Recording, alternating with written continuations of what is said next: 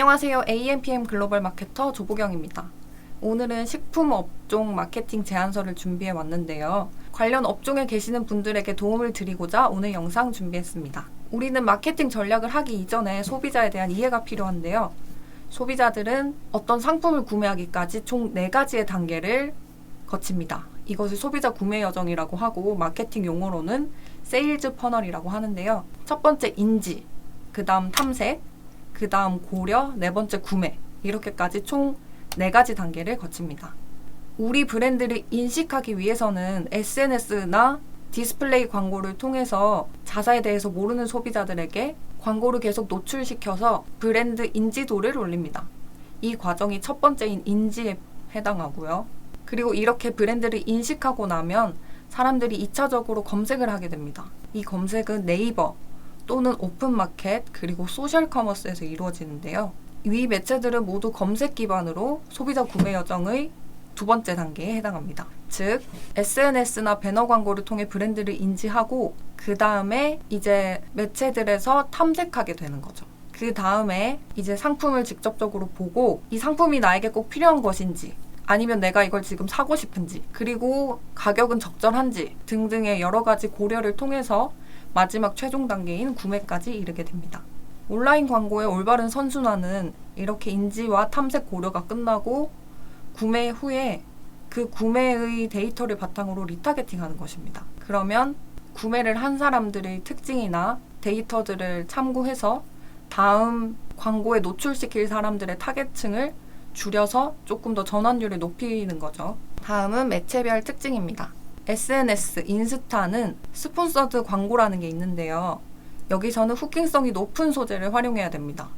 왜냐하면 피드를 내리다가 광고가 마음에 들면 우리가 멈춰서 그거를 계속 보게 되는데 이런 체류 시간을 늘리기 위해서 후킹성이 좋은 소재를 사용을 하셔야 됩니다.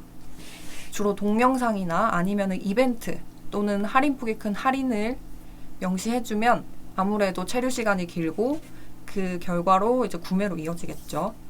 그리고 처음에는 감이 잡히지 않는다면 경쟁사나 타사 광고 잘 되는 것들을 벤치마킹해서 우리가 이제 따라 하시면 됩니다. 두 번째는 디스플레이 광고, 즉 배너 광고를 진행합니다.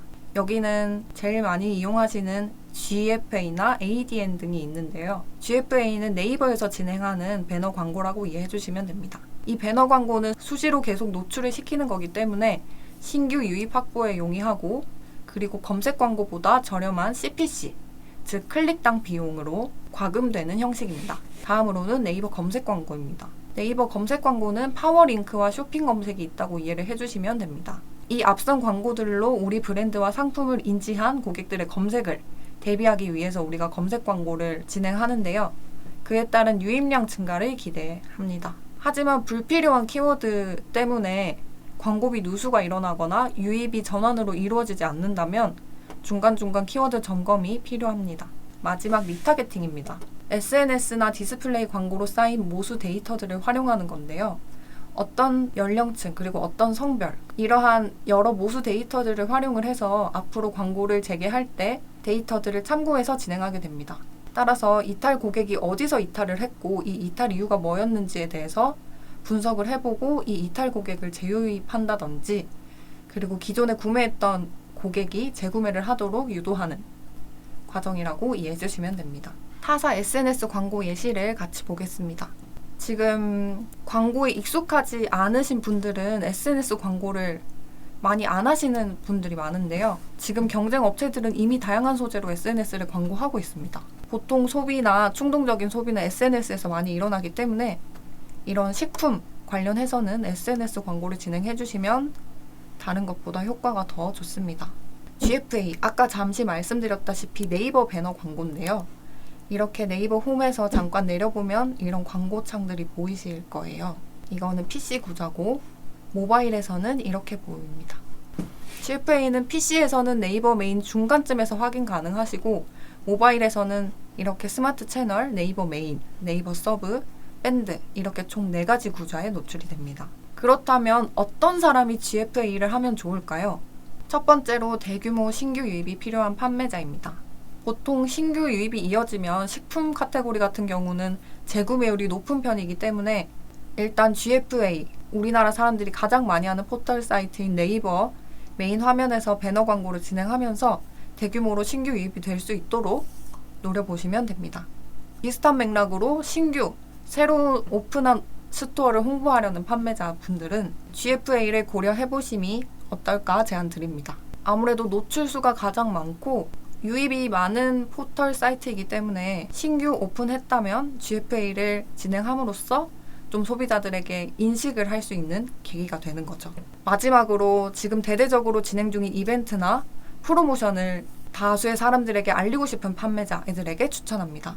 이벤트나 프로모션을 진행해도 그만큼 홍보가 안 되거나 노출이 안 되면 기대했던 만큼의 효과를 얻기가 힘들잖아요. 그래서 GFA로 노출을 많이 시키면 다른 분들보다 아무래도 할인가면은 좀 더 유입량이 많고 그만큼 전환율도 높기 때문에 GFA를 진행하시면 광고비 대비 높은 효율을 보실 수 있을 겁니다.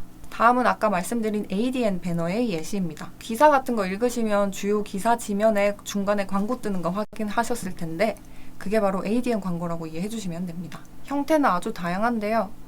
이렇게 이미지 배너도 있고 텍스트, 그리고 이렇게 시간 제한이 있는 타임 배너 같은 것도 보셨을 거예요.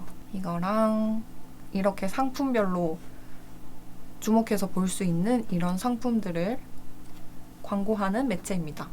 여기는 여러 언론사나 그리고 여러 커뮤니티에 제휴가 많이 있기 때문에, 그리고 생각보다 저렴한 가격으로 광고 진행이 가능하십니다. 무엇보다 ADN은 온사이트 마케팅이 가능합니다. ADN에서 무료로 제공하는 기능이고요. 소비자들의 이탈을 방지하는 역할을 합니다. 이렇게 메인 패널에서 공식물 유입할 때 유저에게 적절한 추천 상품을 노출해서 클릭을 유도하고, 그리고 이렇게 진행 중인 이벤트 같은 것을 노출시켜서 고객의 참여를 이끌어냅니다. 마지막으로 클로징 패널인데요. 공식물에 유입된 유저가 이탈하려고 할 때쯤 이렇게 살펴봤던 상품 같은 거나 이런 이벤트 같은 것들을 갑자기 이렇게 딱 노출시켜서 이탈을 최소화하는 것입니다. 다섯 번째는 네이버 파워링크가 있습니다. 파워링크는 이렇게 메인 키워드랑 확장 소재를 적절히 사용해서 구성해 주시면 되는데요. 이런 단어 같은 경우는 메인 키워드 경쟁이 아주 치열하겠죠. 그리고 경쟁이 치열하다는 것은 그만큼 유입이 많다는 뜻이겠죠. 그 다음에 이런 식으로 브랜드를 인지한 고객이 자사를 이제 2차로 검색을 했을 때 확신과 신뢰감을 주도록 자사명을 키워드로 사용을 하게 됩니다. 이는 검색 광고에 해당이 되죠. 마지막으로 리타겟팅입니다.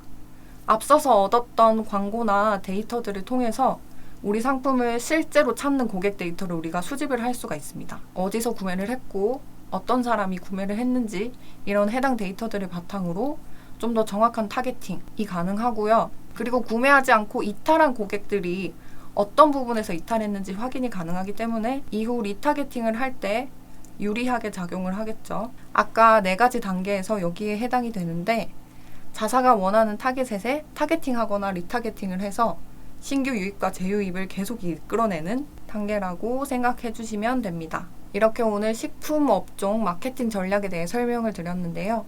추가로 궁금하거나 문의하고 싶은 것들이 있으신 분들은 아래 연락처로 연락 주시면 상세하게 도와드리겠습니다. 감사합니다.